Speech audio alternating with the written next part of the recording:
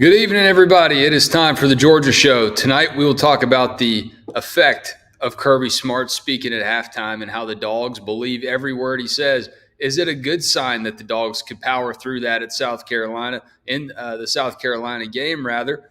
Or is Georgia still playing with fire? Plus, David Pollack, number 47, stops by the show to give his thoughts on the Dogs, and we'll get a little recruiting scoop from our guy, Jeremy Johnson. It's all coming up on the Georgia Show. Hunker down. Let's do it.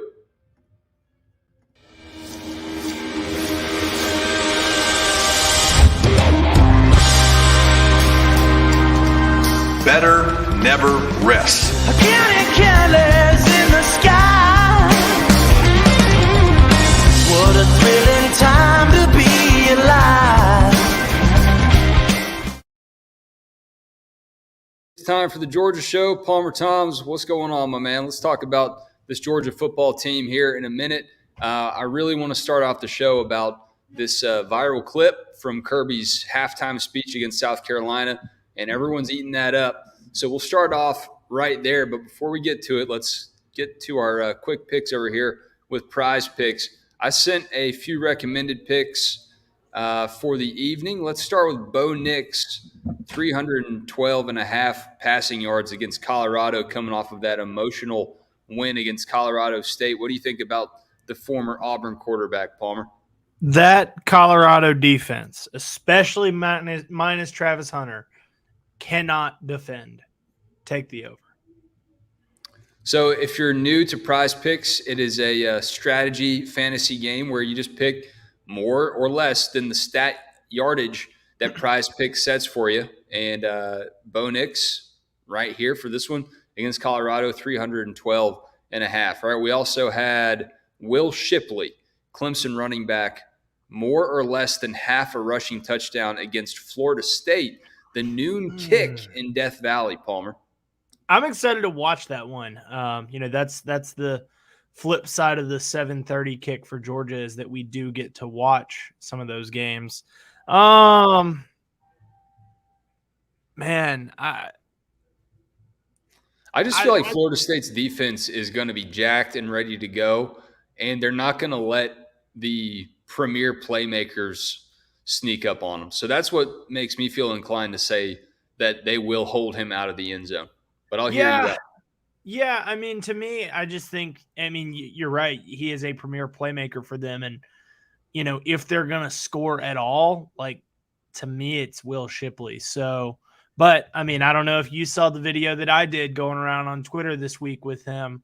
No. There seemed to be a little bit dysfunction. CJ Spiller and Will Shipley, Spiller being their running backs coach, looked like they were having a heated discussion from last week. So I'm not going to argue with your less. I'm going less. All right, a couple more here, and then we'll get to the Dogs. Marvin Harrison Jr., more or less than half a receiving touchdown against Notre Dame. More. That again, primetime game, big-time playmakers. I think that's going to be a great one. Wish that it was not at the exact same time as Georgia. If you're going to win that game and you're Ohio State, you got to get the ball to can't remember what number it is. But I agree. All right, last one, Spencer Rattler, coming off of the Georgia game, started out strong. That O-line kind of let him down late in the game, more or less than half an interception against Mississippi State, who just got boat raced against LSU. Where do you think Rattler's going to fall here, more or less than half a pick? Yeah, he's a gunslinger, that's for sure.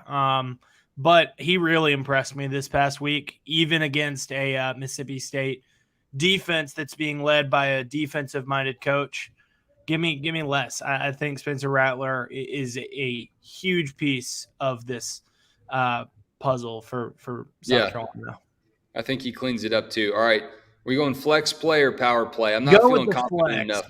Yeah, I do not feel all that confident in our picks this week.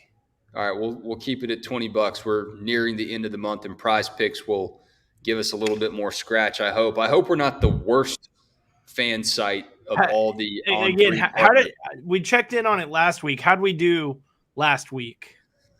We submitted this entry as we check on that, I'll let y'all know that if you follow the link in this show's description, go to Prize Picks and use the code DAWGS, or just use the promo link there that should have DAWGS in it. Prize Picks will match up to your first $100 to play and make your own picks. Let's see what we did, though.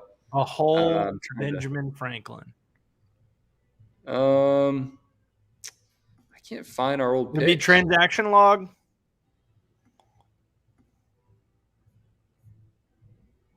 All right. Maybe. Yeah, I see an entry 1. I don't see one all too recently. I don't think we did entry great last 1 week. On September 10th. All right, we'll keep working on it. Y'all keep working on what you want to work on at Prize Picks. Use that link, code DAWGS, and they'll match you up to $100 on your first entry there. Palmer, let's talk about this Kirby Smart halftime not press conference, but speech. And we heard in the press conference just how calm he was. And I was really eager to hear that audio leak. I thought it was going to go one of two ways. It was going to leak like we normally hear, and it's going to be a bunch of 4-letter words motivating Georgia's team, or it was really going to be something really calm and easygoing, and it was the latter. And Georgia's players said that. They weren't worried. When I saw Bullard, and he wasn't playing in the game, but he starts the clip out, and this is from the SEC Network. Their SEC Inside team does a great job. I thought that was before the game. I mean, he was so calm talking to the team, saying, yeah, here we are. We're down 14-3, number one team in the country. How are we going to respond? And Georgia responded with the win, one moment at a time, like Kirby said.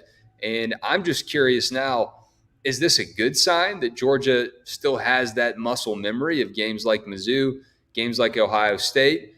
Or do you think this may be something that still comes back to bite them as they play with fire a little bit against some of these teams early in the year? I think, the biggest thing to me out of Saturday's game and comparing it to Missouri, which Kirby did in that video, he told us after the fact, and I think that was the first thing that came to everyone's mind was, they got tested against Missouri. How is this comparing to that? The first thing that stands out to me is that they've got that leadership. And you mentioned Javon, Jamon Dumas-Johnson was speaking in there as well. You had Cedric Van Pran speak up. It's the guys that we expected to be the leaders. Nobody stood out as like, oh, wow, I didn't expect them to be a leader. But I think it's important that you have those guys that are stepping up and saying all the right things. And you want to walk the walk and you want to talk the talk. And I think that, looking at the way the offensive line played in the second half, looking at the way the defense played and the pressure that they got in the second half, they certainly, those guys that spoke up, minus Bullard because he didn't play, lived up to what they were talking and what they were saying. So, do I think it could burn them playing with fire? It absolutely could. I was talking to Jake Rowe earlier today, and he was saying, hey, what is the biggest problem that this team has? What's your biggest concern about this team? It's those slow starts, and it's tied in directly with the red zone struggles. And if you play around with fire too much, you're going to get burned. And it's was helpful that they were playing with fire in a situation where they had 93,000 on their side. 2 weeks from now, a week and a half from now in Auburn, Jordan-Hare Stadium, if they're playing with fire, it's a dangerous situation there. So that's the one that I think has me, circling it a little bit concerned. And I would say that, that's something that this team can fix and needs to fix. Jeremy Johnson, when you see Kirby Smart's halftime speech, how calm he is, even with a bunch of new guys who are in the game and who didn't play against Missouri, didn't have that experience against Ohio State, how valuable is it from a recruiting angle for these prospects to see that Kirby Smart not only can get animated, but he can also take control of the locker room, not panic down 14-3 against an unranked opponent, and still lead a bunch of really young guys who, that's hard to do. Let's not forget how difficult that can be. And he's got Georgia's college football roster believing that they can come back and beat anybody. Yeah, I think that's the sign of a mature coach, a coach that's been here. Coach has been there, done that, and he's got some layers to his coaching style now. And I think that's big for recruits because, obviously we've seen the fire and brimstone version, but this is the mature, Kirby Smart going into this second part of his run at Georgia as a champion now. So if I'm a recruit that doesn't necessarily respond to the yelling and the screaming, you probably don't want to be at Georgia if that's the case, but, also showing that he can show that lighter side and also just how the players responded to it. It wasn't like, they all were locked in on that message. They didn't, you didn't really look around and see a bunch of guys kind of wandering off. They were all, they believe what he's saying. So that, that's a testament to that. He's got them believing in whatever it is he's preaching. And I think the recruits feel the same way. And, they all kind of took note of that. Every recruit I spoke to, they were like, oh, man, just seeing how they were able to, the resiliency they showed and, that no one overreacted to anything because there's going to be games like this, in every season. So, it's definitely a big time testament to his growth as a coach. The one thing I'll say, and I think it is a great sign that Kirby is growing and maturing and how he leads players and how he gets across to them and how he knows what his team needs. He might know at any given year that there are teams that he could probably just go in there and chew them out and yell at them and they would respond better to that. Maybe this team responds better to a little bit calmer approach, or maybe that's just Kirby's approach these days. I think it's, interesting to see how his career will develop and see how he continues to approach these things. The one thing, though, when I say playing with fire, just to dig down on that a little bit deeper, when you think about these young guys that don't have the experience like that Missouri game, that Ohio State game, I don't know. Maybe this is too much Munson in me, but you start to think this is automatic. We're down 14-3. Kirby gives us a pep talk at halftime, and we just get it together. That's hard work. That is a lot of hard work and a lot of leadership that goes into it. So if you're a Georgia fan, I think you got to hope that the young pups in there, the guys that aren't necessarily in there in meaningful moments right yet, you got to hope that when the time is their time, that they don't just take it for granted and think, we're Georgia, we're going to go out there and we'll come back and find a way to win. But I think, it's important that they, and Jeremy used the word belief, being able to believe their coach. They, the message that they got, they lived up to it. And, he said, hey, we're going to get 6 possessions. They had 7, and one was a one-play kneel down. We're going to have to score 4 times. They scored 3 of those and had a field goal. Yeah, missed the field goal. It was almost prophetic. It was. It really was. And so, I think that you're right that you don't want to get in a comfortable position, and just think, oh, well, we can pull it out of our what in the second half. But I think that that's also comes with the no complacency that Kirby is not going to allow to get into this program. So, I think I've said it. I said it in my Rest and React this week. I've said it before. I said it on Twitter today. And Kirby said it in that halftime speech. Let's go win this game. Come back in here and figure out what we got to do to get better. That's the important part in all this is that, they emerge from that, 3-0, still unbeaten. And, again, you don't want to play with fire too many times, but they got away with one here. And I think they probably learned a lesson from it. Yeah, no doubt. I think they did too.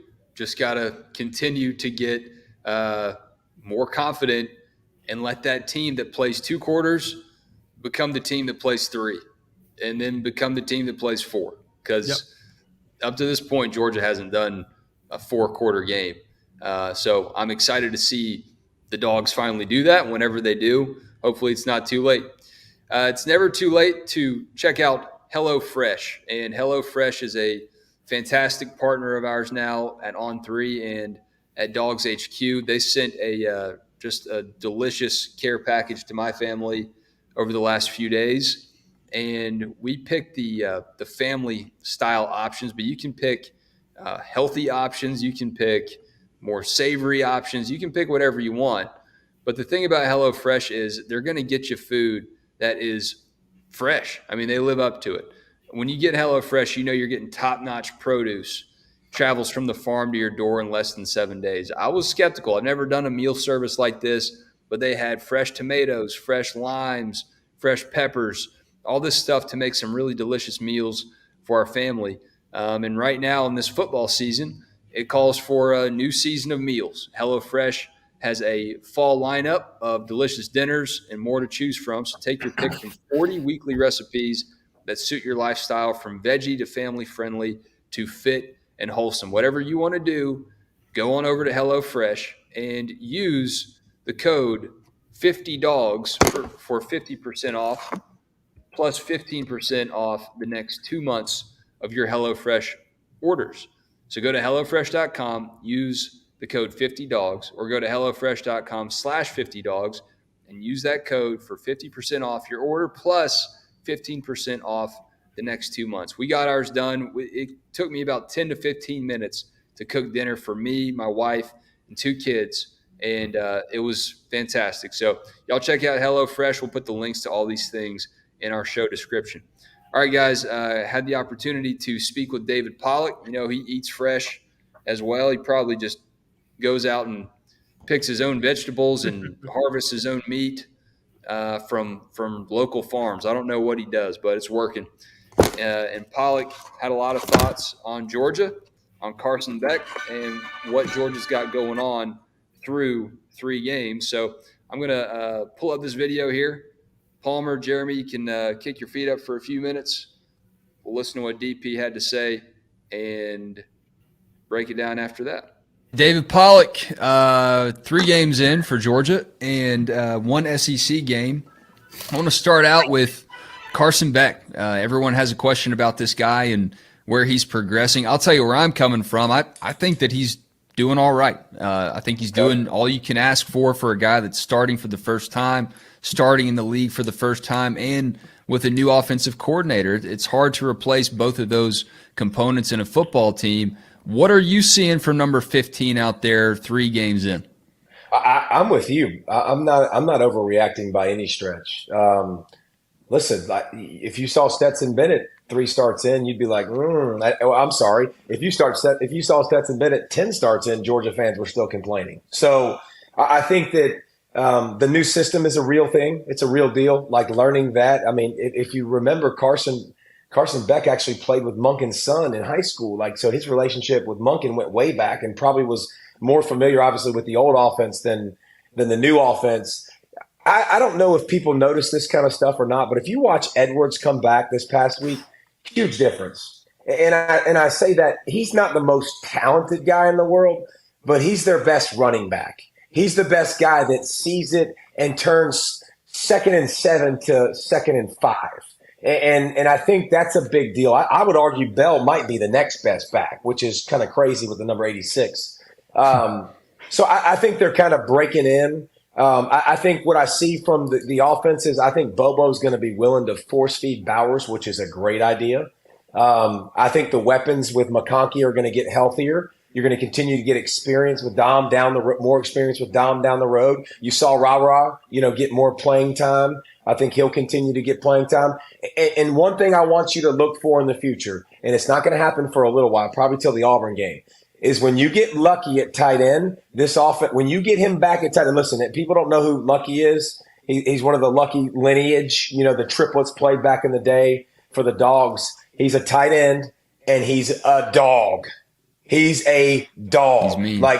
He's mean, he's nasty, and he's going to complement and make this offense easier to call, because I still think there's a little bit of a Darnell Washington holdover that you don't realize how easy he made this offense because of dictating the personnel and what they could and couldn't do.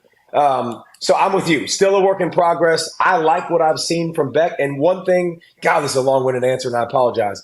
One thing, Wes, that I got to see more of, and I get frustrated with watching on tape, if you're going to run the zone read, and that's going to be one of your biggest plays, Beck has shown me enough athletic ability already. The draw in game one, last week against South Carolina, pulling it down, running, scrambling. He's a good athlete. He's not a great athlete. He's somewhere between Stetson and Fromm, but closer to Stetson than Fromm probably. And I want to see more of that in the offense to open up even more of the rushing lanes. Yeah, keep them honest. It's kind of a mixed bag for Georgia right now, David, with a lot of injuries, but Georgia fans are definitely not going to want to hear injuries as an excuse. I know that. But we've seen this team that we kind of saw last year that's kind of playing with its food a little bit. They dominate in the second half against South Carolina, but start a little bit slow. Which team do you think this really is? Can we tell at this point, or do you need to see them go out and have a game like they had against Oregon to really feel confident that that team is who this Georgia team can be? Well, I think that I've seen enough from Kirby and company. And one thing that I don't know if it's getting talked about a lot or not, but like the clock is different this year. And the clock changes, college football, and it changes the amount of possession. I mean, they had the ball one time in the first quarter the other day. Crazy. That's a different deal with a running clock consistently now, whether it's a first down and out of bounds, it continues to roll. So I think that the good thing about that is if you're a fan of good coaching, adjustments are going to be bigger. Starts of games are going to be bigger. I think that favors Kirby and company. I think they'll continue to develop a lot of puppies on defense, a lot of puppies, a lot of guys that specifically to me on the edges that you're just seeing rotate in and out. And I 100% still think they're figuring that out. I mean, for example, you've been covering Georgia for a while, Wes. When's the last time you saw them at one time put all of their best pass rushers on the field? It's pretty rare. I don't see it very often. Like that's not who we've had to be and who we've been, because we've had guys that were both, that could rush the passer and could play the run, and you felt good about those guys, whether it's Wyatt, whether it's Nolan Smith, whether it's any of those guys. I think so. Now you're seeing like they're having to put 11 and 13 on the edge, and they're having to mix guys in along with not just Michael and with Winslow and Marvin Jones Jr. Like you're trying to find. I think they're trying to find the right combination of people to work together. But the one thing you do know defensively is you got the best 1-2 punch at safety in the country. Yep. And I think that's a great start. Last one for you. Big picture in the game. You alluded to it with the clock. I think it's just crazy to look at some of these final scores at the end of the day. A lot of games that you used to see in the 50s, maybe the 60s. There's a lot of these like 44 final scores for teams that are winning close ball games. When you see the game as a whole, the whole landscape of college football, do you feel like it's going to remain like this all year, where it seems like there's more parity, or do you expect a couple teams maybe by the end of the year to pull away? Wes, not only do I think that there's more parity, this year, I think moving forward we're going to be in a state of more parity. And I say that because of two things. There's two things that have happened that pissed everybody off in the country. NIL and transfer portal. Everybody across the country pissed off, don't like it, hate it. The reason that matters is there's more parity in college football than there's been in a long, long time, because people ain't going to Bama to be second team anymore. They're not going to Bama when they could go get paid somewhere else. Bear Alexander wants to be the starter, wants to be the main guy, wants to know he's the guy. No. You're going to have to earn it every week at Georgia. Okay, pull the ripcord. I'm going to USC. I just think that it's here to stay. But I'll say this. When it's still going to be slanted towards Georgia, it's still going to be slanted towards Alabama and Ohio State when they have their trigger man, when they have their quarterback, because they're still getting the best guys top to bottom consistently year round. When you got a great quarterback, those athletes are going to shine. When you got a great quarterback, you're going to score points. The system's going to work really, really well. So I think we're going to have more parity, but I do think, you're still going to see, I think Georgia's going to continue to evolve. I got news for you. If you think FSU is a flash in the pan, I think you're wrong. I think FSU is here to stay. Like, they've done the masterful job of transfer portal with great high school recruiting, meshing them together for the time being. An experienced quarterback, a defensive line that can get after the passer, like, they're going to be a problem. So I think we'll see more and more parity as we see college football continue to grow. Good stuff, DP. Always good to catch up with you, man.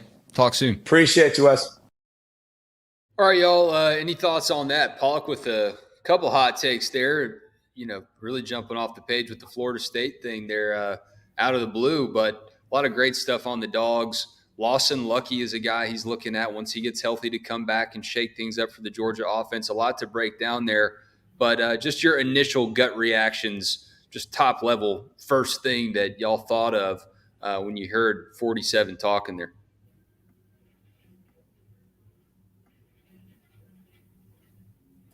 I was muted.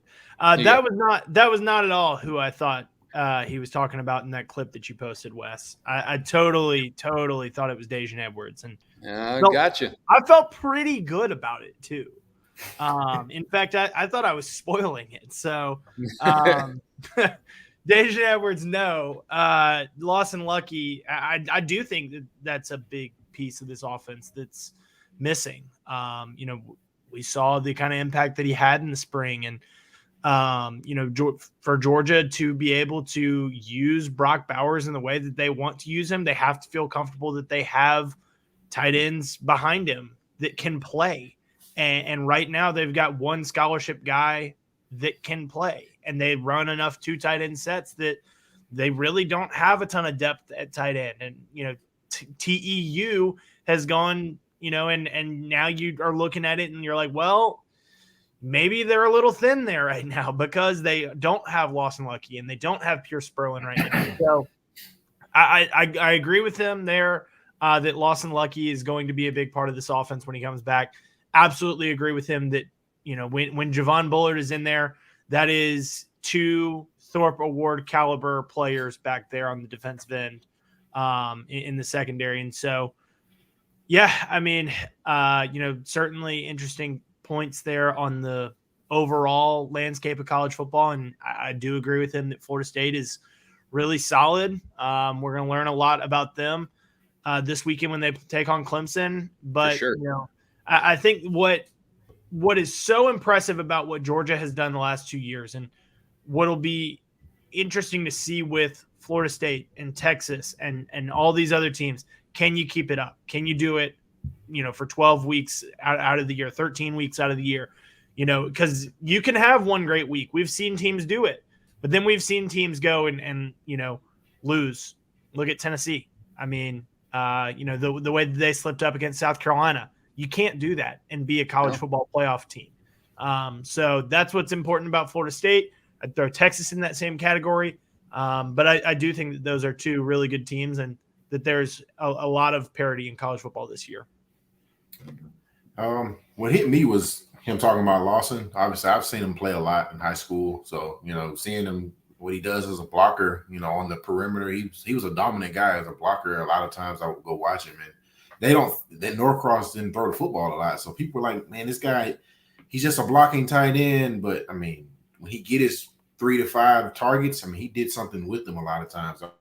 I think he's definitely going to be a big part of, stretching the defense and stretching the field, when he gets healthy. And he looks like he's in really good shape, just seeing him walking around on the sidelines. He's even added a little more weight, in size since the last time that I saw him in high school. And, another thing that caught my attention was him bringing up Deion Edwards and how important having him back was. I think we kind of get to a point with Georgia where the running back has always been really good. So, nobody really pays attention, when the situation isn't, you don't have that elite guy that's going to run for 1,000 yards. Well, Deion Edwards has an opportunity to do that. And he showed, how much easier he makes that offense just last week. So I thought that was an interesting point as well.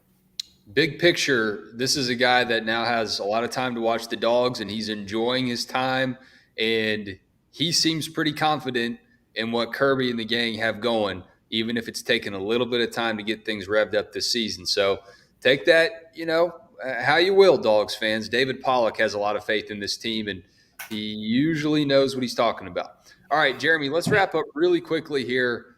Big decision coming up from Ethan Barber, tight end in the 2025 class, 4-star, the number 5 tight end according to On3 in the class. And it looks like Georgia should like its chances, but what are you sensing on this one?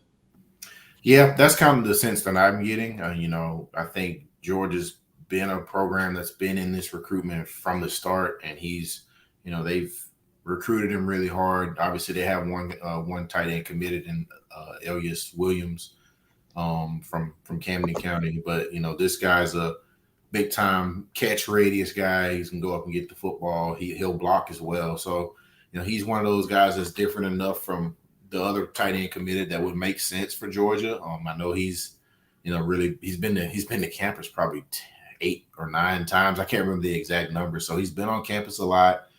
Obviously other programs are going to make their pushes, and they have made their pushes. I know he's been to Alabama. I know he went to Auburn recently, South Carolina recently, over the summer, I believe. So there's some programs that are trying, but I really feel like Georgia's in a good spot. You never know until you hear on signing day or commitment day, but I think this is one that's been trending Georgia's way for a while. Tight end you, baby. And then really quick, Jeremy, the On 300 with a little bit of a shakeup.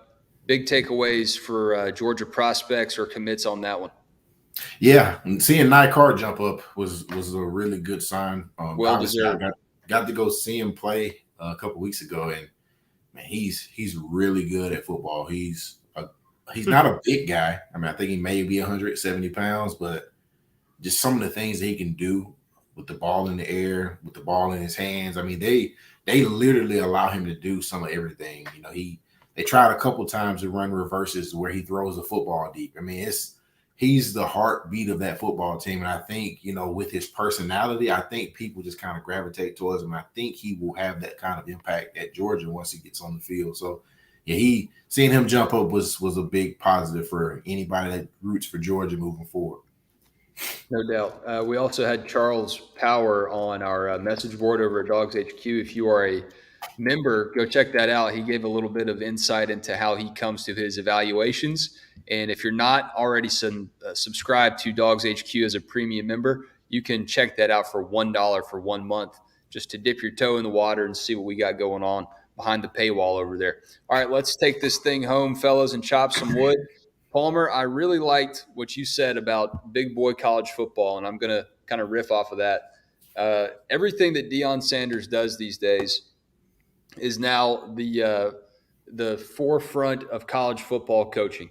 He used crowd noise in his practice, I guess this week at some point, and the internet blew up. Look at how much of a genius Coach Prime is. I'm not taking anything away from Deion Sanders. He has really brought a magic wand to that Colorado football program. Excited to see and curious to see how long it remains. Well, let's bring this thing back to how we started this show and see how Kirby Smart calmly leads a team. And everyone in that room knows who he is, and he knows who they are. You can't just be a flash in the pan in college football. I'm not saying Deion Sanders is that yet, but he hasn't proven it that he can do it year in and year out. And Georgia's proven it, and Kirby Smart's proven it. So Georgia may be doing it a lot differently than what Colorado's doing, but one thing Georgia fans can always sleep well about right now is that they have the results and they've got the consistency to back it up. Yeah, I will kind of go back on – I will go off of that with the consistency to back it up and the results. Georgia and its run defense and the way that the standard is not quite being met there. Talked to defensive lineman Zion Logue yesterday, and he was disappointed to say the least. We've heard from Kirby, after each of the first couple of games. And, I took that a little bit as tongue in cheek when he's like, if their size offensive linemen are running against our size defensive linemen, we got a problem, I think that, to see the way that those guys take it personally, We've seen that in the past, and I think that's what has made this defense so great in the past is that it really does mean something. Hey, these guys are not getting in our end zone. I don't care if it's the first team, second team, third team, whoever's out there, they're starters, and they're not getting in our end zone. You could really sense that out of Zion and the way that he said, it just makes you sick to your stomach. He wants to close his eyes when watching the film of South Carolina and them scoring on them and them picking up some extra yards. And so you can tell that it means a lot. Now I think, again, it's a small sample size here, and Georgia's given up 87.33 yards per game on the ground. If they keep that up, it's top 25 in the country right now. I think it's number 23. But if they keep that up, that number would be good for top 4 in the country over the last 4 years. So keep that up, and it's not a concern, but I think that it's pretty telling that the way that they take it so personally, and that they were really disappointed with the way that they've played so far. Okay. I'm gonna go take it to the NFL ranks and talk about Nick Chubb. Obviously he suffered that injury on Monday night, and I'm not gonna bet against this former Bulldog. I know he has come back from a major injury before. Just a really solid human being. I got a quick story, as to why I believe this. Just in this, I was in Walmart with my mother one time while he and Sony Michel and those guys were at Georgia. He was maybe a sophomore. And we're in Walmart, and my mom is like, so I believe I just saw Nick Chubb. And I'm like, why would Nick Chubb just be out at this time of night walking around Walmart? She was like, oh, I saw him. So, we walked around and we eventually bump into him and Sony Michel again. And, my mom's like, man, I'm a big fan of yours. Can I have a photo? A lot of times, the big superstar guys, we're not doing that in the Walmart. Nick just smiled. Sure, absolutely. Smiled and took the picture. So Sony did as well. So both of those guys didn't have to do that. And, I'm not going to bet against him. I know he's a solid human being. I know he's been blessed with a lot of athletic ability. And, when you do good things for good people, eventually the universe pays it back. I'm a firm believer of that. And, obviously it's unfortunate that he has to go through this again, but I really feel like, we have not seen the end of Nick Chubb. No, man, he's got bigger and better things ahead, whether it's on the football field or doing other things, man. He's special. He's a special human and means a lot to Cedartown and Chubbtown. Of course, his family legacy is amazing.